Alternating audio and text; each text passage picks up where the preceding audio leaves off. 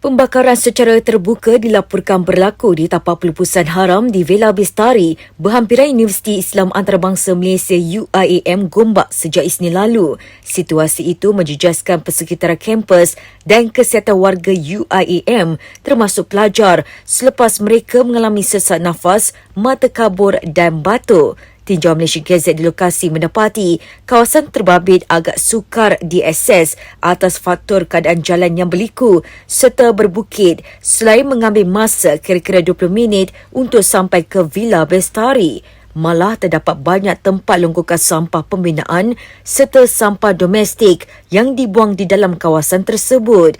Keadaan itu sekaligus mengundang kepada aspek kebersihan dan pengudaraan tidak sihat seperti kehadiran lalat yang banyak dan binatang berbahaya yang boleh menggugat keselamatan penduduk berdekatan.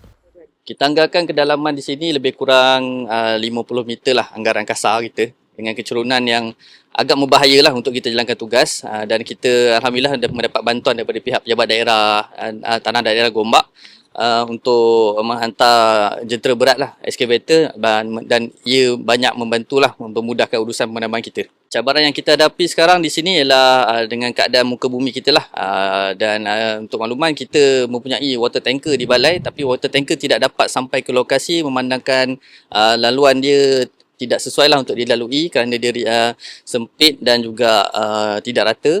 Dan juga kita menghadapi cabaran dengan cuaca panas pada waktu siang tadi, dan terbaru keadaan tanah dulu kita baru saja kena pasti keadaan tanah ni agak lembut lah untuk pemadaman, dan berlaku sedikit runtuhan lah ketika pemadaman. Tapi apabila cuaca panas ia menjadi kering, dan kering memberi risiko untuk kemadaman api lah dengan adanya tiupan angin yang kering, memudahkan api untuk bergerak dan merebak ke beluka-beluka atau hutan-hutan sekunder yang berhampiran.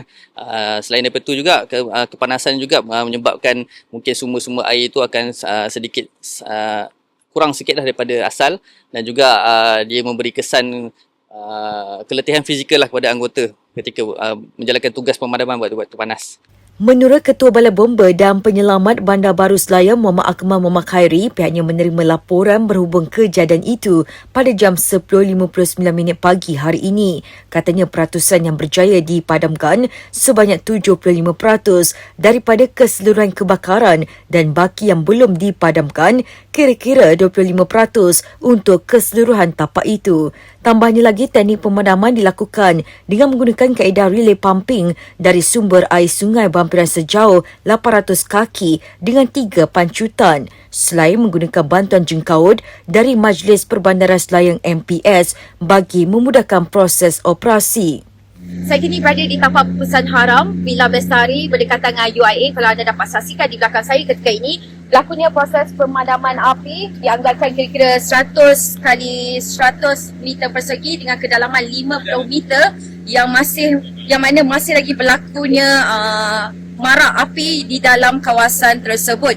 Dan keadaan ini sekaligus memberi kesukaran kepada pihak bomba untuk melakukan proses pemadaman, dan sekaligus selain itu berlakunya asap tebal yang memberi kesan pencemaran kepada pihak penduduk di kawasan berdekatan UIA.